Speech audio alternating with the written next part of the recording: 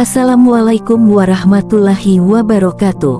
Terima kasih sudah mampir ke channel ini. Jangan lupa tekan tombol subscribe dan nyalakan lonceng notifikasinya supaya selalu update dengan cerita terbaru. Yuk, kita mulai. Van, temenin gue mau curhat. Vio menarik tangan Fanny dan mendudukkannya dengan paksa mumpung kedai sedang sepi.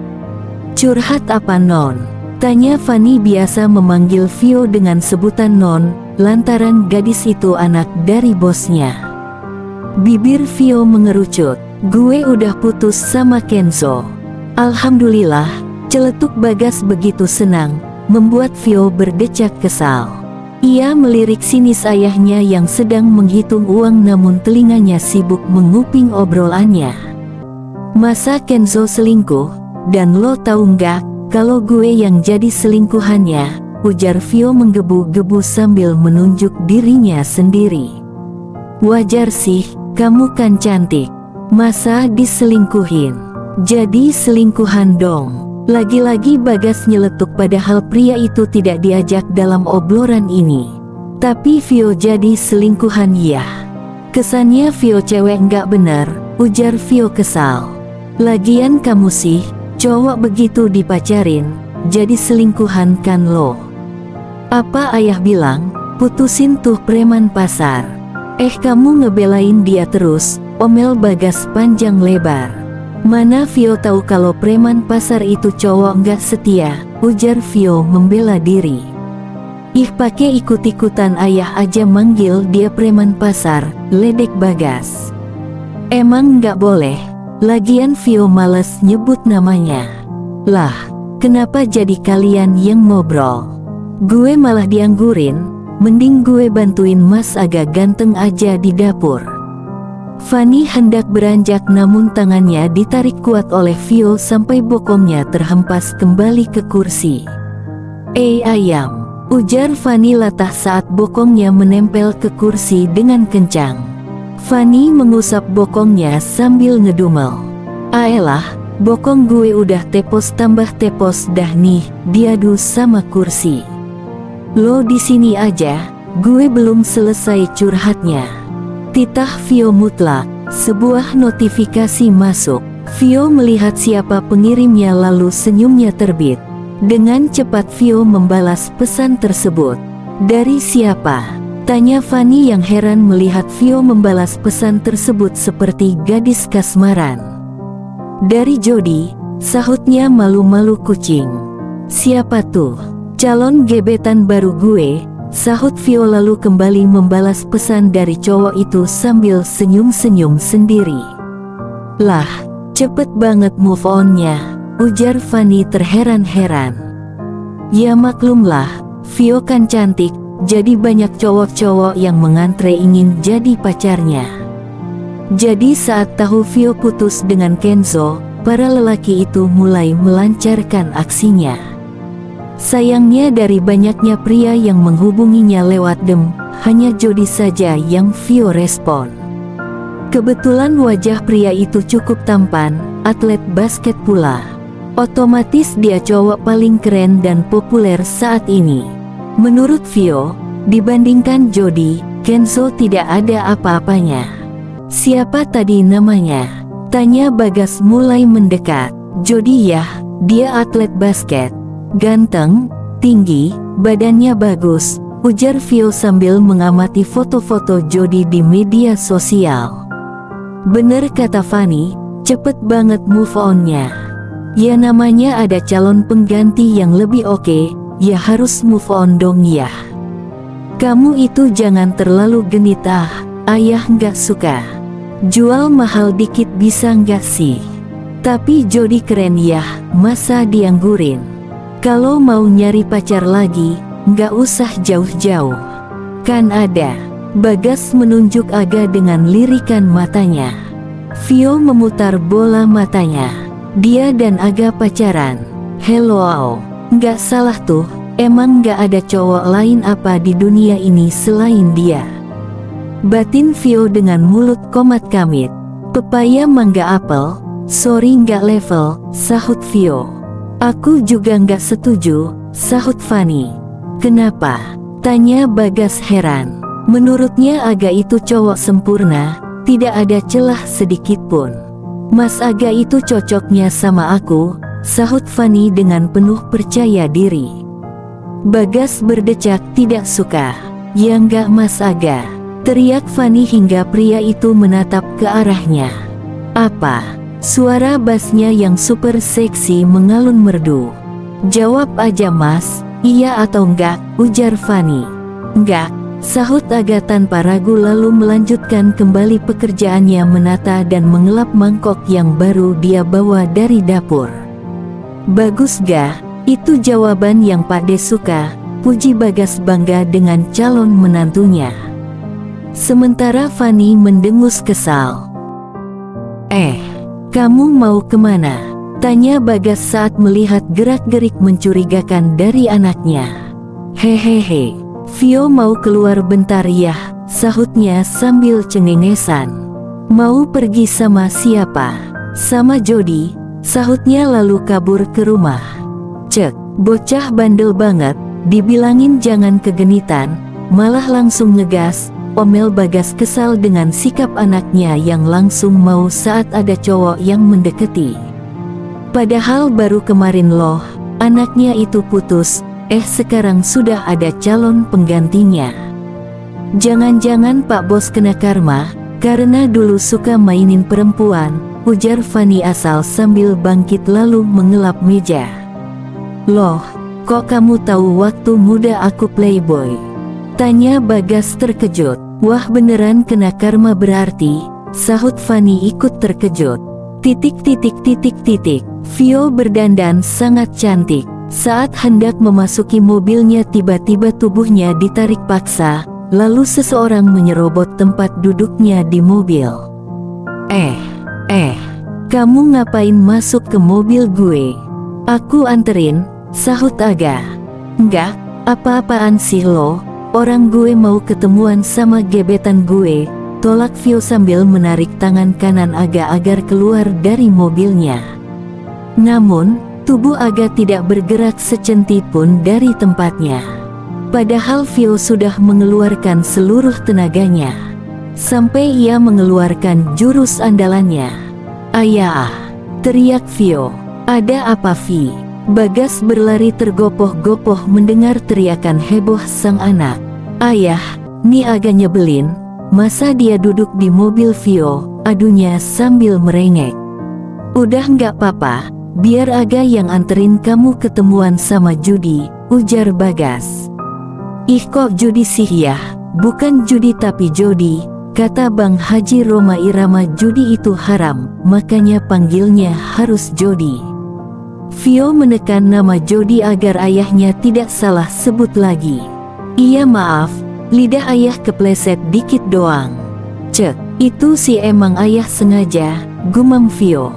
Itu agak ayah yang nyuruh, jadi jangan usir dia. WHAT, ayah yang nyuruh.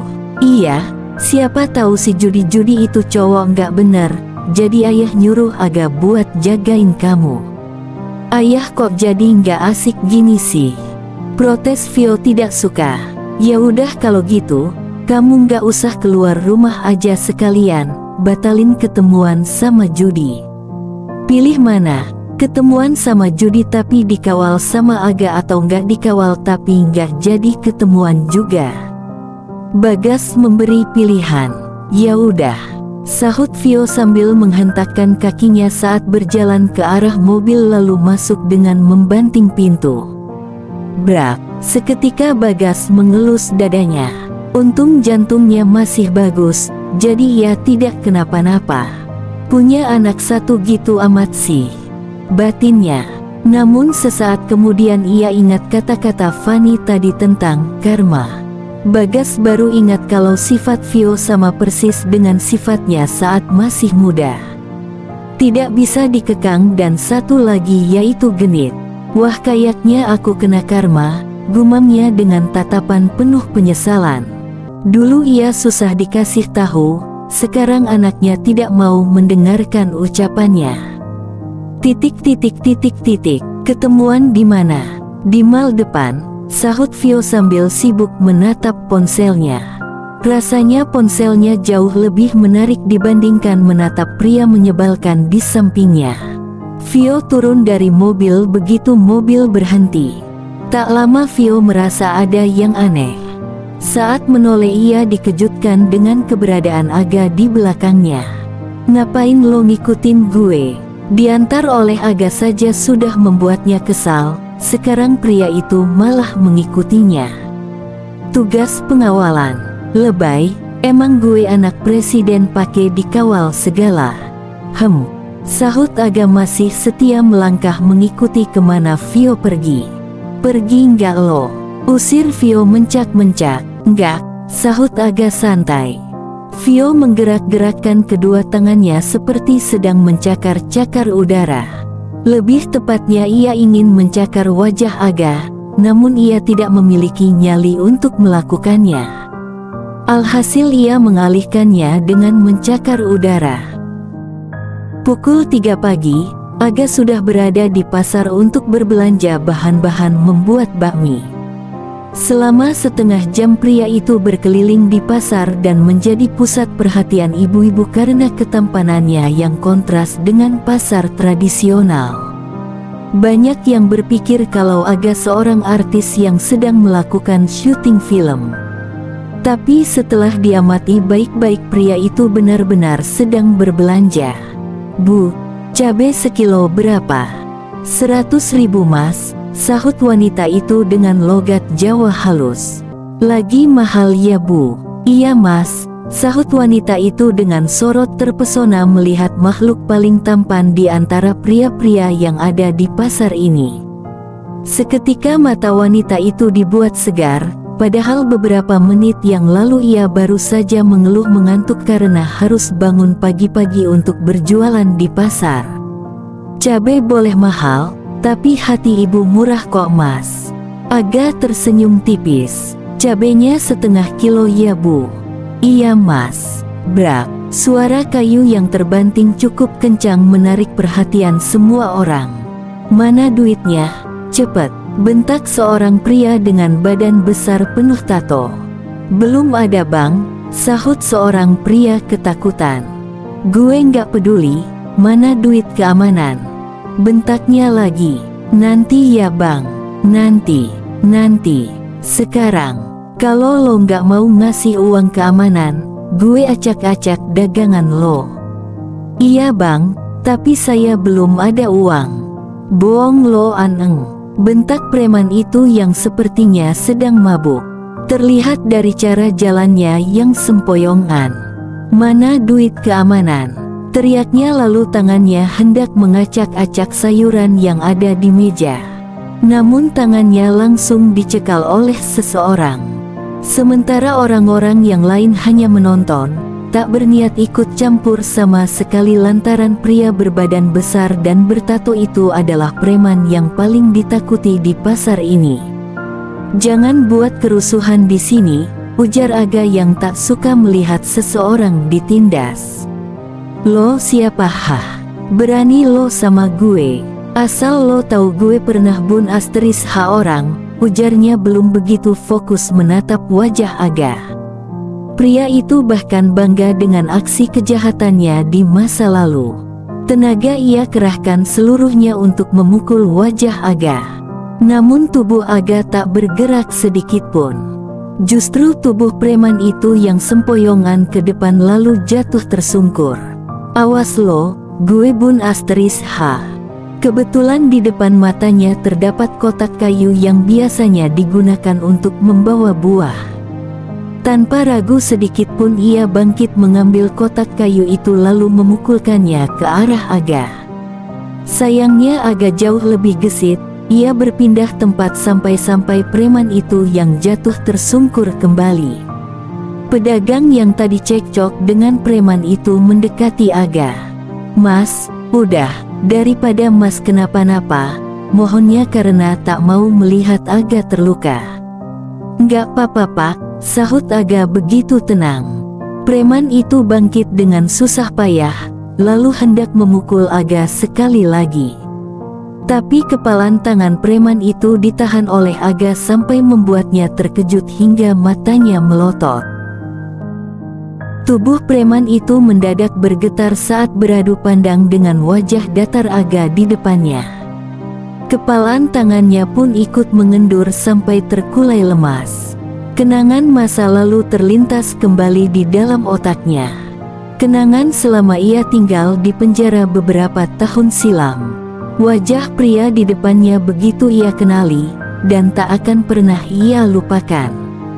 Bagaimana tidak? Padahal ia adalah senior di dalam penjara dan disegani oleh para tahanan yang lain. Namun, kedatangan pria di depannya telah mengubah segalanya. Kekuasaan di dalam penjara beralih ke tangan pria dengan wajah datar itu. Meski perawakannya tidak menyeramkan, tapi pria itu sangat berbahaya. Tubuh preman itu berjalan mundur seketika. Ia mendadak membisu dengan tatapan tertuju ke lantai. Tak berani menatap wajah Aga. "Maaf bos," ujarnya. "Jadi di sini tempat kerjamu?" ujar Aga menatap lurus ke arah pria berbadan besar itu dengan tenang. "Sekali lagi maaf bos, saya salah." Getaran di tubuh preman itu terlihat dengan jelas. "Jangan ulangi lagi," pinta Aga. "Baik." Aga berjalan mendekat, menyentuh bahu preman itu dan berbisik, "Rahasiakan masa laluku atau kamu gak akan selamat." "Siap bos," sahutnya sambil menunduk. "Abis belanja bos?" tanya preman itu dengan hati-hati. Sini bos saya bawain belanjaannya," ujarnya sambil merebut belanjaan yang dibawa Aga. "Toing, doble. Sini lo pada." "Ya bos," sahut kedua anak buah preman itu. "Nih bawain, bilangin ke yang lain, hari ini ada tugas pengawalan." "Siap bos," sahut pria yang bernama Toing. Alhasil Aga belanja di pasar sambil dikawal oleh para preman. Sesampainya di kedai, Aga langsung memakai apron dan mengambil pisau lalu mengasahnya agar tajam. Bagi seorang koki, ketajaman pisau adalah hal yang paling penting. Karena berguna untuk mempermudah memotong daging ayam dan mengurangi risiko terkena tangan. Vio dalam keadaan setengah mengantuk berjalan menuruni anak tangga sambil membawa gelas di tangannya. Hari masih cukup gelap untuk bangun, hanya saja tenggorokan Vio terasa gatal dan haus. Sialnya air yang ada di kamar telah habis. Mau tidak mau Vio harus turun ke dapur untuk mengambilnya. Meletakkan gelas di dispenser lalu membuka kerannya hingga air mengalir memenuhi gelas. Dalam keadaan masih setengah mengantuk ia mendengar suara benda tajam yang digesek dengan sesuatu hingga menghasilkan suara khas. Srek, srek, srek. Seperti dalam film bergenre thriller, mata Vio melotot lebar saat membuka sedikit pintu yang menghubungkannya dengan dapur kedai. Ia melihat Aga sedang mengasah pisau lalu memainkan pisau tersebut yang berefek pada berdebarnya jantung Vio dengan kencang. Terlebih Aga mengetes ketajaman pisau dengan cara ekstrim, yaitu dengan menyentuh bagian tajam dari pisau dengan tangan kosong. Vio seakan dibuat masuk ke dalam adegan sebuah film, di mana di depan matanya terdapat seorang psikopat yang sedang bermain-main dengan pisau tajam. Kaki Vio sampai-sampai tak berhenti bergetar hebat. Rasanya separuh nyawanya telah hilang, membuatnya lemas tak berdaya. Secara kebetulan Aga menatap ke arah celah pintu di mana di sana terdapat seseorang yang sedang mengintip kegiatannya dengan sorot mata penuh ketakutan. Dengan jahilnya Aga malah bermain-main dengan pisau tersebut sambil menyeringai. "Bro!" Seketika Vio pingsan. Tak berapa lama Bagas datang dari arah belakang gadis itu. "Loh Vi, malah tidur di sini." Bagas mendekati anaknya yang tergeletak di depan pintu. "Ada apa Pak De?" tanya Aga pura-pura tidak tahu apa yang terjadi. Bagas membuka pintu dengan lebar agar Aga bisa melihatnya secara langsung. "Ini, Vio malah tiduran di sini, tolong kamu bawa ke atas, ujar Bagas sambil menggeleng-gelengkan kepala melihat kelakuan anaknya yang di luar nalar.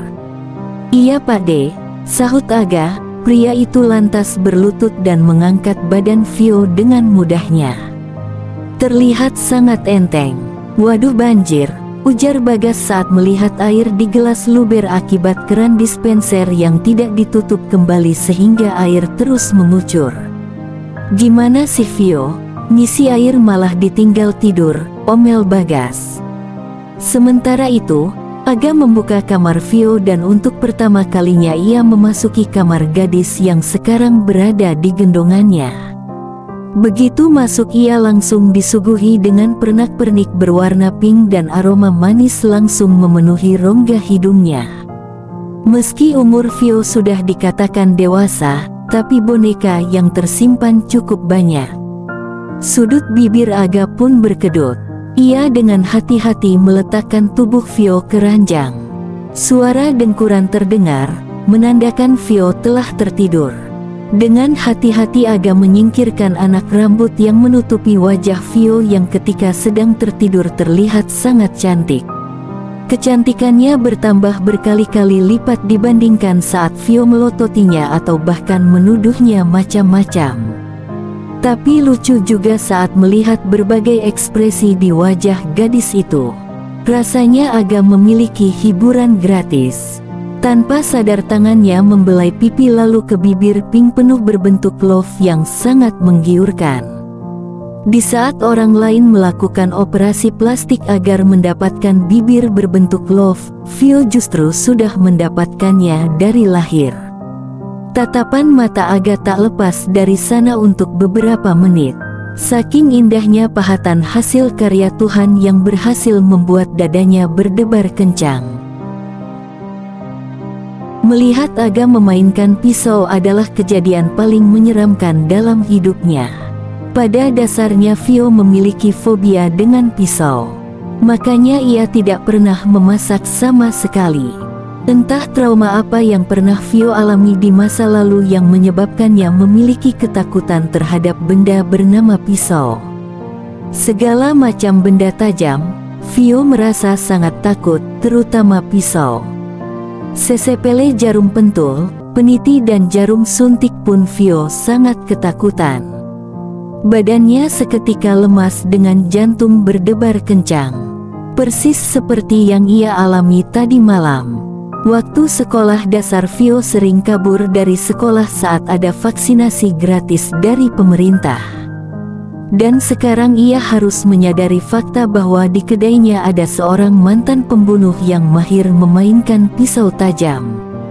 Bak dalam film thriller yang bahkan Vio ketakutan walau baru membaca judulnya. Dan kini ia harus merasakan sensasi tegang di dalam rumahnya sendiri. Bukankah seharusnya rumah adalah tempat paling aman dan nyaman untuk ditinggali? Tapi itu dulu, tidak sekarang. Semuanya karena sang ayah yang dengan santainya memasukkan mantan napi ke dalam rumah. Membiarkannya memegang pisau setiap hari. Sudah dasarnya Vio suka overthinking, maka sekarang gadis itu sedang nungging di atas ranjang dengan seluruh badan ditutup oleh selimut.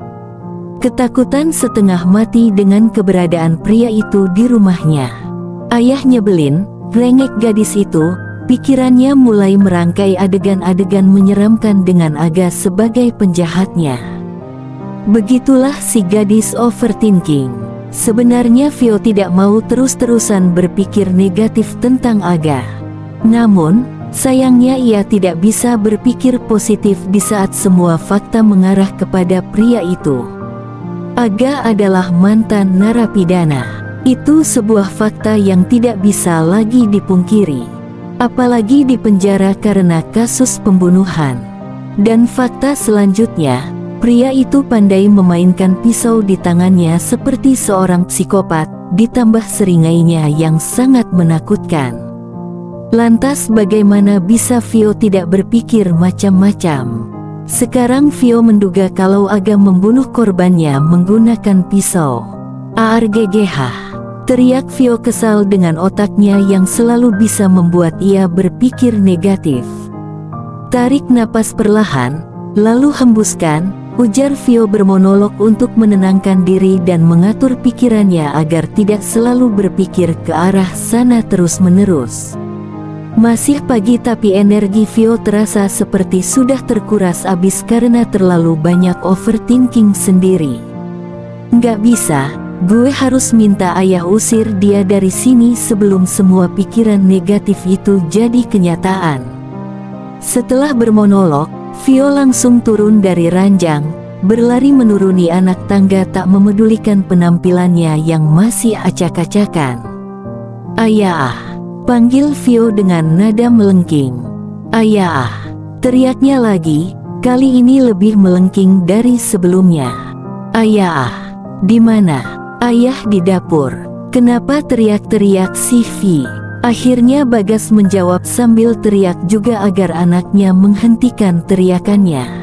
Vio berlari ke dapur dan melihat ayahnya sedang menyiapkan sarapan yang akan mereka santap pagi ini. "Ayah lagi apa?" "Lagi nyiapin sarapan." Bagas berjalan ke arah pintu penghubung, ia membukanya. "Gah, sarapan dulu sini," ajak Bagas ke Aga yang sedang mengiris daun bawang. "Iya Pakde," sahut Aga. Vio terlihat panik saat melihat Aga berjalan mendekat. Tanpa aba-aba Vio langsung mendorong ayahnya ke samping lalu mendorong pintu dengan kencang, dan secepat kilat mengunci pintu tersebut agar Aga tidak bisa masuk. "Kamu apa-apaan sih Vi? Aga kok kamu kunciin? Dia mau sarapan," omel Bagas melihat kelakuan anaknya yang tidak ada sopan-sopannya. Vio menempelkan seluruh punggungnya ke pintu berusaha menahannya agar Aga tidak mendobrak masuk dan mencelakakan mereka dengan pisau tajam. "Yah, usir dia dari sini please," mohon Vio sambil menangkupkan kedua tangannya. "Kamu kenapa sih? Kumat lagi?" tanya Bagas heran. "Yah, Vio nggak mau ayah kenapa-napa, tolong dengerin Vio ya," rengek Vio. "Kamu mimpi buruk ya?" Vio menggeleng keras. Gadis itu begitu mengkhawatirkan keselamatan mereka berdua. "Mandi sana, gosok gigi, bau tuh mulut," ujar Bagas cuek. Pria itu membawa sarapan ke kedai lantaran anaknya sedang kumat lagi. Hari buruknya akibat banyak overthinking digantikan dengan perasaan bahagia lantaran Jody menghubunginya karena mengajaknya jalan-jalan. Kebetulan yang sangat dinantikan oleh Vio. Setelah mengirim alamat rumah supaya pria itu bisa menjemputnya, Vio kini tengah menunggu kedatangan gebetan barunya dengan penampilan yang sangat feminim dan wangi. Mau tidak mau Vio harus ke kedai menemui ayahnya untuk meminta izin. "Wih, anak ayah udah cantik aja, mau kemana?" "Mau jalan ya sama Jody," sahut Vio centil. "Oh sama si Juki," sahut Bagas jutek. "Kok jadi Juki sih yah, Jody?" "Bukan Juki," ujar Vio kesal dengan ayahnya yang selalu jutek dengan semua cowok yang dekat dengannya. Vio bahkan sampai menghentakkan kakinya dengan bibir mencebik. Sama aja. Bagas terlihat tidak suka anaknya dekat dengan cowok yang entah siapa itu. Pokoknya selain Aga, tidak ada cowok baik di mata Bagas. Nggak pakai koma. Mutlak, tidak bisa diganggu-gugat. "Nah itu dia udah datang," pekik Vio girang saat melihat mobil Jody berhenti tepat di depan kedai. Pria dengan pawakan tinggi besar langsung menjadi pusat perhatian. Namanya Joa atlet basket, ya pasti tinggi seperti tiang listrik. Saking tingginya Jody harus sedikit menunduk saat masuk ke dalam kedai. "Siang Om," sapa Jody sopan, bahkan pria itu mencium tangan kanan Bagas. Sementara Vio tersenyum puas, lantaran tidak ada celah bagi ayahnya untuk meroasting gebetan barunya. Bagaimana tidak, sebelum Jody datang, Vio sudah lebih dulu membriefing Jody agar nasibnya tidak sama seperti mantannya, Kenzo yang diroasting ayahnya seperti preman pasar yang tidak tahu sopan santun. Vio sudah lebih dulu memberitahu Jody mengenai ayahnya. Bahkan ia juga sudah memberikan tata cara saat bertemu dengan ayahnya untuk pertama kali. Berkat kerja keras Vio, Bagas akhirnya mengizinkan Vio pergi dengan Jody setelah pria itu meminta izin dengan sangat sopan. "Ga, panggil Bagas." "Ya Pak De," sahut Aga. Sebelum Bagas bersuara, Vio buru-buru menoleh. "Nggak usah nyuruh dia ikutin Vio, karena Jody bukan Kenzo," ujar Vio yang seperti tahu apa yang akan ayahnya rencanakan. "Awas aja kalau ayah nyuruh dia ngikutin Vio, Vio bakal diet ketat biar badan Vio kurus kayak idol-idol Korea," ancam Vio. Jangan diet." Iya ayah nggak akan nyuruh Aga ngikutin kamu." "Ya udah, Vio berangkat dulu," ujarnya lalu mencium tangan kanan ayahnya. Saat mendongak ia melihat Aga sedang memainkan pisau sambil menyeringai. Tubuh Vio seketika bergetar. "Kamu nggak apa-apa?" tanya Jody yang peka melihat perubahan sikap Vio. "Nggak apa-apa, ayo keburu mulai filmnya," ujar Vio berusaha tersenyum. "Ya udah ayo, Om pinjem Vio bentar ya, nanti Vio-nya aku anterin balik kok," ujar Jody dengan ramah. "Iya, hati-hati," hanya itu yang bisa Bagas katakan. Baru kali ini agak terlihat cemburu melihat gebetan baru Vio yang tampak berkualitas dibandingkan sebelumnya. Selama menonton film, Vio tampak tidak fokus, meski tubuhnya berada di dekat Jody, tapi pikirannya melayang-layang, lebih tepatnya memikirkan Aga dan ayahnya. Apa yang mantan napi itu lakukan kepada ayahnya? "Bagus ya filmnya?" tanya Jody membuyarkan lamunan Vio. "Iya," sahut Vio yang baru sadar kalau film yang ditontonnya telah selesai. "Abis ini kita makan yuk, kamu mau makan apa?" "Terserah kamu aja," sahut Vio, seperti gadis pada umumnya. Jody malah terkekeh geli. "Terserah aku beneran?" tanyanya lagi. "Iya," sahut Vio menganggukkan kepala. "Gimana kalau kita makan steak? Aku tahu tempat makan steak yang enak." "Aku lagi nggak pengen makan steak." "Oke, terus kamu mau makan apa?" "Terserah." Gimana kalau ramen?" "Nggak ah," sahut Vio dengan ekspresi menggemaskan. "Ya udah, aku tanya lagi, tapi harus dijawab ya. Jangan terserah terus." "Oke. Pengen makan berkuah atau enggak?"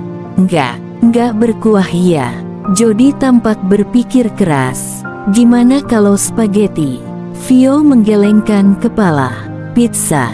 Lagi-lagi Vio menggelengkan kepala. Kalau saja Vio tidak cantik, mungkin Jody sudah meninggalkannya saking kesalnya. Berhubung masih masa pendekatan makanya Jody begitu sabar menghadapi tingkahnya. "Burger." Vio menggeleng lagi. "Terus apa dong?" "Terserah." Jody mengembuskan napas panjang namun ia masih berusaha tersenyum. "Sushi." "Ya udah sushi," sahut Vio pada akhirnya. "Ayo," ajak Vio dengan nada manja sambil menyeret lengan Jody seraya tersenyum manis. Berdiri di samping Jody, Vio jadi sering mendongak ke atas. Tinggi badannya yang hampir 2 meter membuat Vio seperti anak kecil saat berdiri di samping pria itu. "Oh ya, tadi di kedai ayah kamu, aku lihat ada cowok, siapa?" tanya Jody ketika sudah duduk di kursi kemudi. "Dia pegawai ayah," sahut Vio. "Kayaknya dia nggak suka sama aku." "Ah masa sih, ekspresinya emang gitu kok, mau seneng atau sedih, lempeng aja gitu. Tapi kayaknya diemnya karena nggak suka aku deket sama kamu." "Udah cuekin aja," ujar Vio memberi solusi sambil mengibaskan tangan. Hari ini Vio dan Jody belum jadian. Makanya Vio berusaha membuat pria itu tidak mundur hanya karena mendapat tatapan penuh permusuhan dari Aga. Mana mau Vio melepaskan pria berkualitas seperti Jody. Badannya bagus, tinggi dan cukup kaya. Tak berapa lama mobil sudah sampai di depan rumah Vio. Bagas yang sedari tadi duduk di depan teras menunggu kedatangan anak semata wayangnya mulai bernafas lega. Ternyata anaknya diantar pulang dengan selamat. Tidak seperti kelakuan mantan anaknya yang seperti preman pasar itu. Bagaimana bisa pria itu meninggalkan anaknya begitu saja? Dan benar firasatnya, kalau Kenzo tukang selingkuh. Makasih ya udah ajak aku jalan-jalan sama nonton, ujar Vio dengan wajah imutnya. Iya, aku pulang dulu ya, pamit Jody sambil mengacak rambut Vio. Sebenarnya tangannya hendak mencubit pipi Vio yang sangat imut. Namun, ia sadar kalau ada Bagas yang sedang mengawasi mereka. Alhasil Jody mengarahkan tangannya ke kepala dan mengacak rambut gadis itu sebagai gantinya. Hati-hati di jalan, ujar Vio sambil melambaikan tangan. Mari om, sapa Jody sambil tersenyum sopan. Mobil yang dikendarai Jody mulai menjauh. Ganteng kan ya, gebetan baru Vio, ujarnya masih setia memandangi bagian belakang mobil Jody yang semakin mengecil. Mana sopan lagi, orangnya. Vio benar-benar membanggakan gebatan barunya. Ayah setuju kan kalau Vio jadian sama Jody? Vio bertanya dengan nada begitu antusias. Namun saat berbalik ia dikejutkan dengan keberadaan Aga di belakangnya yang lebih menyeramkannya. Pria itu berwajah datar. Sementara ayahnya menghilang entah kemana. Loh, bukannya tadi ada ayah ya? Kok jadi Elosi? Vio menunjuk Aga dengan ekspresi keheranan. Gadis itu bahkan sampai celingukan mencari keberadaan sang ayah. Pakde udah masuk dari tadi, sahut Aga datar. Oh, karena tak ada yang ingin ia bicarakan, akhirnya Vio memutuskan untuk masuk ke dalam rumah. Sebelum sempat melangkah, tangan Vio sudah lebih dulu dicekal oleh Aga. Tunggu, ujarnya membuat jantung Vio berdebar kencang. Jangan pacaran sama cowok itu, ujar Aga masih menggunakan nada datar. Elo siapa ngelarang gue? Tanya Vio dengan nada sinis. Namun sedetik kemudian ia menutup mulutnya dengan satu tangan, setelah sadar siapa yang mengajaknya berbicara. Yaitu mantan napi kejam yang pandai memainkan pisau. Seketika Vio panik. Jarinya yang bebas mulai ia gigiti untuk meredam kepanikannya. Tanpa membalikan badan Vio ke arahnya, justru Agalah yang berdiri di belakang gadis itu. Lalu memegang kedua pundak gadis itu dengan badan condong ke depan, menyetarakan bibirnya dengan telinga Vio. Mau nurut sama ucapanku, atau nyawa gebetan baru kamu melayang, ancam Aga.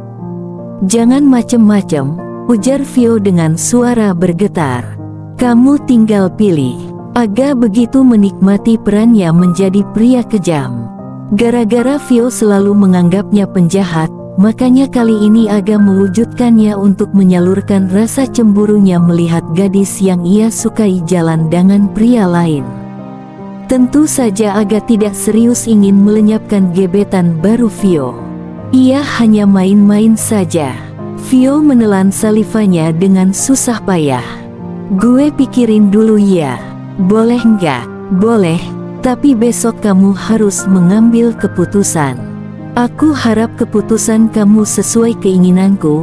Kalaupun nggak masalah juga besok pakai pisau kesayanganku buat motong-motong.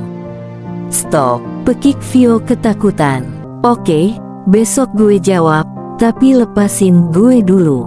Aga melepaskan tangannya dari pundak Vio. Gadis itu pun cepat-cepat masuk ke dalam rumah. Maksudku motong-motong ayam buat bakmi, sambung Aga lalu terkekeh geli karena berhasil menjahili Vio. Si Ratu Overthinking mulai tidak bisa tidur hanya karena memikirkan ucapan Aga tadi. Semua pikiran negatif masuk ke dalam otak gadis itu tanpa henti. Saking banyaknya berpikir, sampai-sampai Vio tidak mengantuk sama sekali. Kantuknya tak kunjung datang. Padahal sekarang sudah pukul 2 pagi. Suara motor di bawah membuat Vio bergegas bangkit dari ranjang. Gadis itu pikir ada pencuri yang hendak mencuri motor ayahnya. Membuka gorden dengan tergesa, gadis itu membuka jendela lalu melongokkan kepalanya bersiap berteriak, "Maling!" Tapi tidak jadi saat melihat kalau yang mengeluarkan motor dari halaman rumahnya adalah Aga. Sejak Aga tinggal di kedainya, ayah tidak perlu pergi pagi-pagi buta ke pasar untuk berbelanja. Apalagi saat pagi buta seperti ini banyak begal yang bertebaran di jalanan. Meski Vio tidak suka keberadaan Aga di kedainya, tapi kini Vio sadar keberadaan Aga begitu membantu ayahnya. Karena berkat pria itu, ayah tidak terlalu capek. Bahkan ayahnya bisa terhindar dari kejahatan jalanan. Harusnya Vio bersyukur, tapi tetap saja Vio khawatir.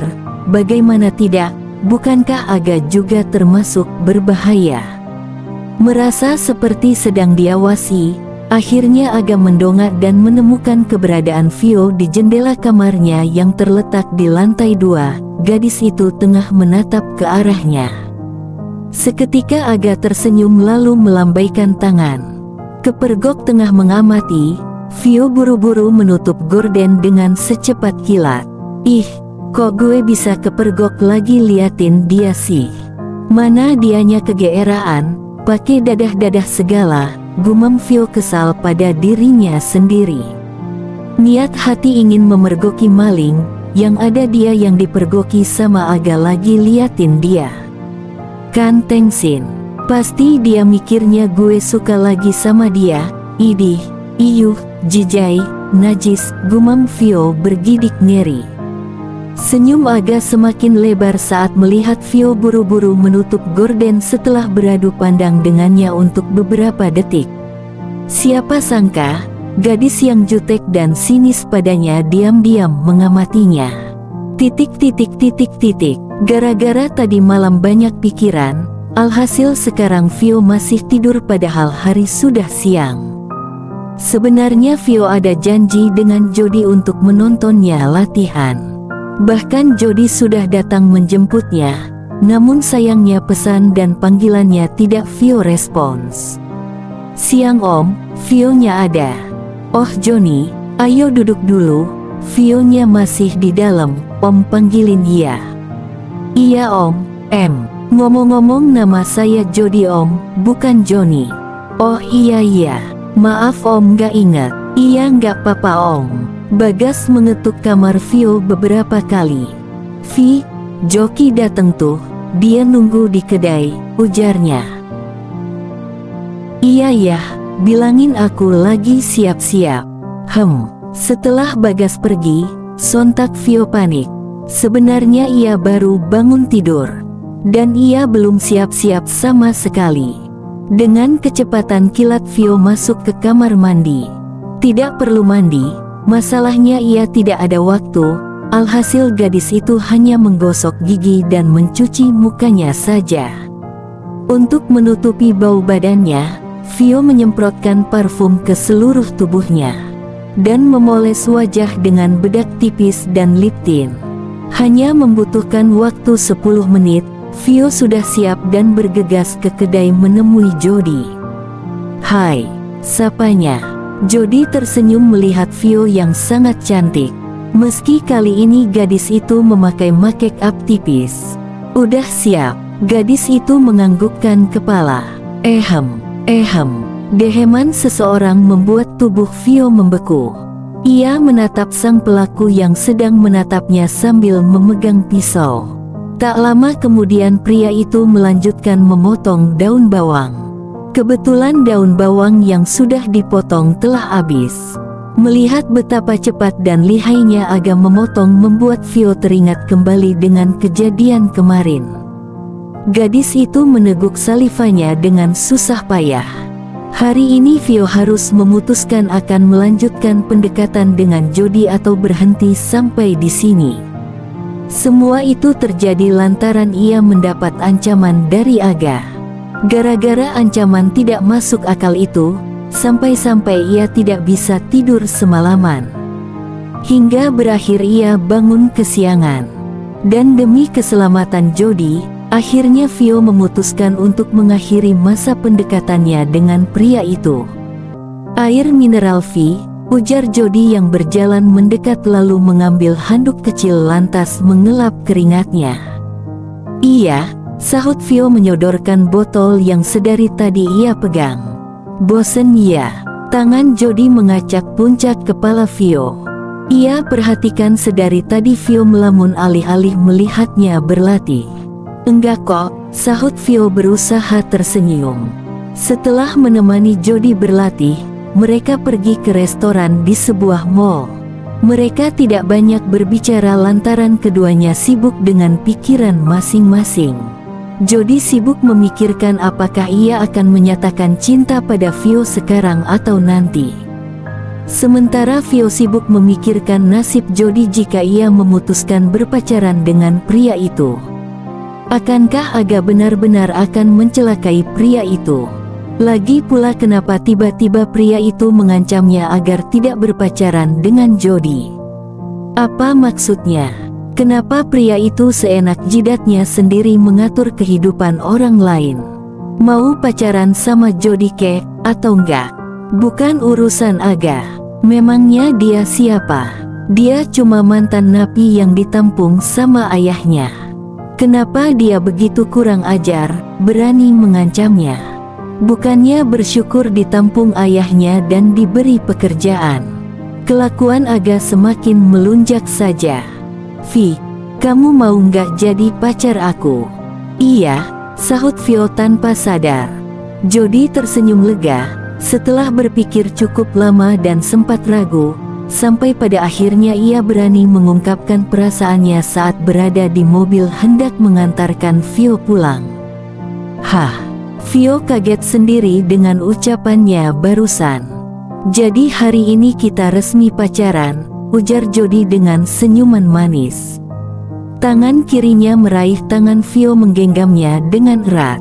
"Apa?" gumam Vio dengan jantung berdebar. Bersambung.